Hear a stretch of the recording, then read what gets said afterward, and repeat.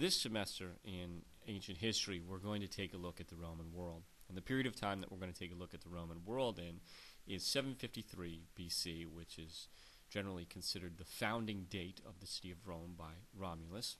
And we'll get into the story of Romulus and Remus a little bit later.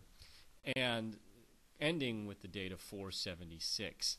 476 being the date in which Romulus Augustus, the last Western Roman emperor, is overthrown by Odoacer. And so those sort of form our bookends of the dates that we want to look at. Now, what we want to find out in this class is how Rome goes from being this very unimportant village of mud huts to grow to become the world's most dominant power during its height, and something that constantly is wanting to be replicated by emperors and empires and states up through the 20th century. So what we want to take a look at first is what is the environment in which Rome is founded, and then how does Rome grow out of that environment. And the most important place to look to start our examination of how Rome develops into the power that it develops into is taking a look at the peoples of the Italian peninsula. There are three groups of people that we want to focus our attention on, sort of three large groups of people that we want to focus our attention on. The Greeks, the Etruscans, and the Latins. And of course the Romans were a tribe of Latins or a subgroup of the Latins. And we'll start with the Greeks, and then we'll discuss the Etruscans, and then we'll move on to the Latins. The Greeks settled primarily in southern Italy, and they called that territory Magna Graecia, or Greater Greece. They established a series of colonies in southern Italy for a variety of reasons. A lot of it actually having to do with economic reasons. The fact that there wasn't enough land in Greece to be spread to everyone, and so this gave people an opportunity to start new, to start fresh. Colonization by Greece is a lot different than how we would imagine modern colonization.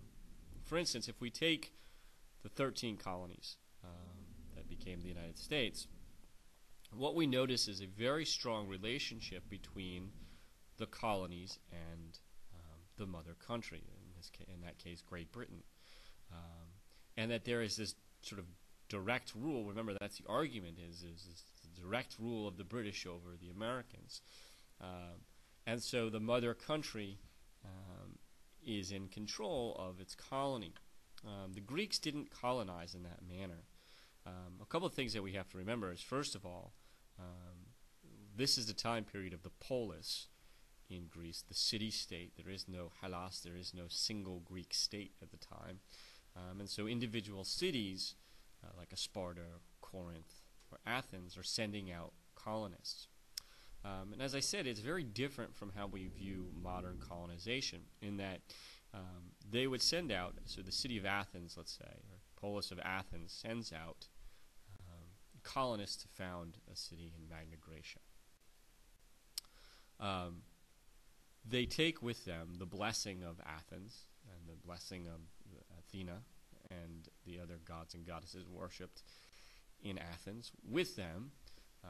They take a sort of family connection, family bond from Athens with them, and they take with them the possibility of economic trade between the new colony and Athens.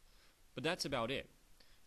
Athens doesn't control this colony. Once this colony is founded, it becomes an independent polis for itself.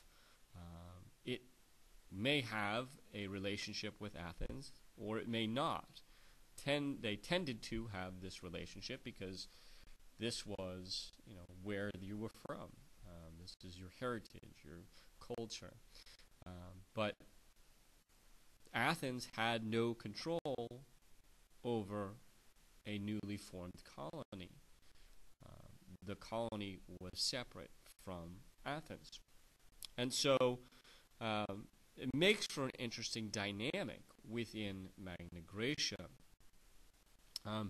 because you're going to run into problems.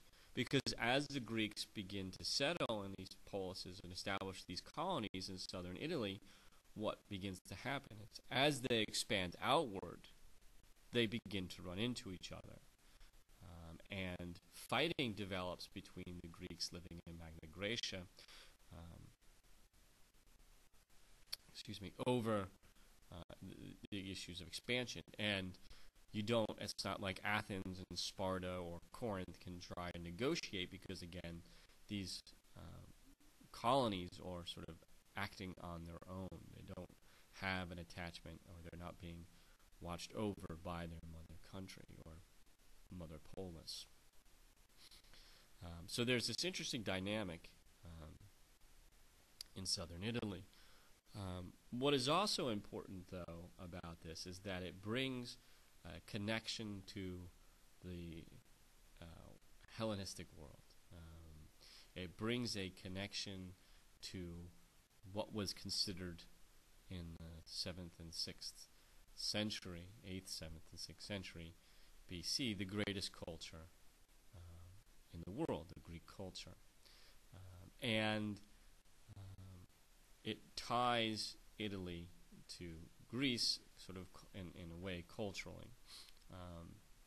And it's interesting to note that the Romans are always having difficulty in trying to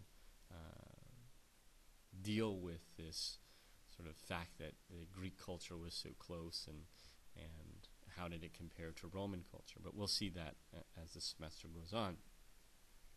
So they bring this interesting dynamic because they bring the Greek world and the ideas of Greece and